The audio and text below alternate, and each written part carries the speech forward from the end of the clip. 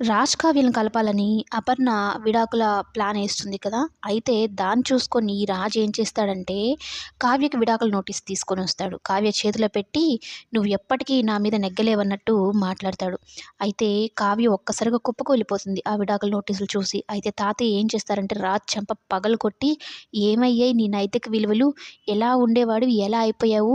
నిన్ను నిలువెల్లా అహం కమ్మేసిందా? ఏంటి ఇది పరిస్థితి? ఇక్కడి నుంచి వెళ్ళిపో నువ్వు" అని తరిమేస్తాడనమాట. అయితే కావ్యని నచ్చచెప్పే ప్రయత్నం చేస్తాడు.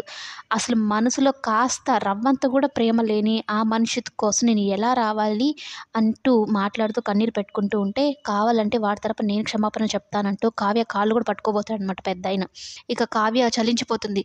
"తాతయ్య గారు మీరు అలాంటి పనులు చేయొద్దు. ఇప్పటికే మీ సంస్కారం వల్ల నేను చాలా చిన్నదాన్ని అయిపోయాను. నేను మీ మాట వింటాను. నేను వచ్చి నా కాపురం చక్కబెట్టుకుంటానని" చెప్పని కావ్య తాతయ్యకి అలాగే నానమ్మకి చెప్పి వస్తుంది. అందరూ సంతోషిస్తారు.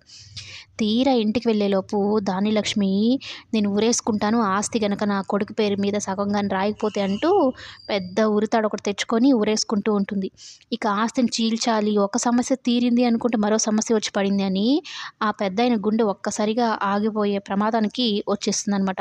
ఒక్కసారిగా కుప్పకూలిపోతాడు. అందరూ వెళ్ళి మావయ్య అని, కావ్య ఏమో తాతయ్య అని అందరూ అంటూ ఉంటే అప్పటికే ఆయన స్పృహ కోల్పోయి ఉంటాడు. చూడాలి మరి ఏం జరగబోతుందో కమింగ్ ఎపిసోడ్‌లో చూద్దాం.